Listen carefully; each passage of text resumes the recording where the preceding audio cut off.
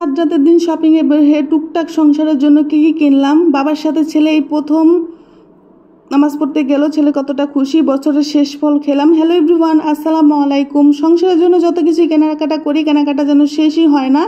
যে কালারফুল জিনিস দেখলেই কিনতে ইচ্ছে করে। তো যাই হোক, চাঁদের দিন হঠাৎ করে রাত্রেবেলা একটু বের হয়েছিলাম মেয়ের জন্য মেহেদি কিনবো। মেহেদি কিনতে ভুলে গিয়েছিলাম। তো টুকটাক কিছু কেনাকাটা ছিল। তো সারাদিন যেহেতু রোজা ছিলাম, রাত্রে 8টার দিকে বের হয়েছি। তো বের হয়ে পরে মার্কেটে যেয়ে আমার চোখে এই প্লেটগুলি পড়লো। আমি অনেকদিন ধরে খুঁজতেছিলাম, যেহেতু এগুলির বাটি আমি সবসময় বাসায় রাখ ইউজ করি, আমার কাছে এগুলি ভালো লাগে কালারফুল দেখে আর কি। তো এই 6টা প্লেট আর 2টা বাটি নিয়ে আসলাম নতুন করে। তারপরে তার ঈদের পরের দিন আর কি ননাসে নেহেরি রান্না করে পাঠিয়েছে। তো নেহেরির সাথে তো তন্দুরুটি খেতেই ভালো লাগে, কিন্তু তন্দুরুটির তো দোকান খোলা ছিল না। তো হাজব্যান্ড বললো মচমচা ঘিয়ে ভাজা পরোটা ভেজে ফেলতে। আমার বাসায় ঈদের 2-3 দিন ঘিয়ে ভাজা পরোটা খুবই চলে, মানে এগুলি না বানালে হবেই না। তো কার কার বাসার এই অবস্থা, মানে ঈদে নাকি সবাই রেস্ট নেয়, আর আমার ঈদের পরে কাজ বেড়ে যায় আর কি। বাসায় যেহেতু হাজব্যান্ড থাকে, বাচ্চারা সবার ছুটি থাকে, তো তাদের এক একটা খাবারের ডিমান্ড। তো যাই হোক, চা তো থাকতেই হবে, চা ছাড়া তো নাস্তার কমপ্লিট হবে না।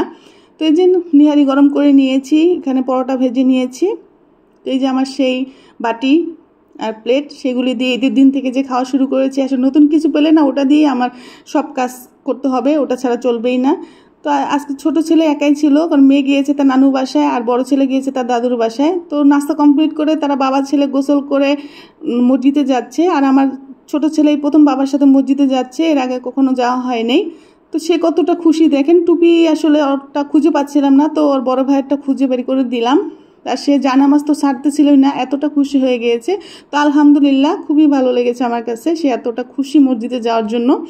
তারপর দুপুরের আয়োজন খুবই সিম্পল ছিল, কারণ যেহেতু ঈদের দিন থেকেই আমরা অনেক হ্যাভি খাবার খাচ্ছি, রোস্ট, গরু গোস, খাসির গোস, এগুলি। তো এখন আর মাকে মুখে আসলে ওরকম ভালো লাগতেছিল না। তো হাজব্যান্ড বললো আলু ভর্তার ডাল চচ্চড়ি করো।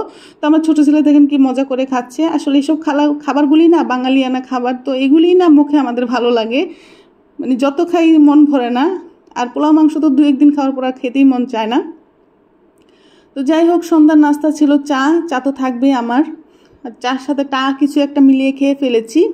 আর ঈদের দেখা যায় আমি গরু গোস রান্না করি না, আমার আম্মুই রান্না করে পাঠায়, কারণ আমার হাজব্যান্ড দেখা যায় গরু গোস ঈদের 1 সপ্তাহ পরে খায়, যখন ঝুরা হয়ে যায়।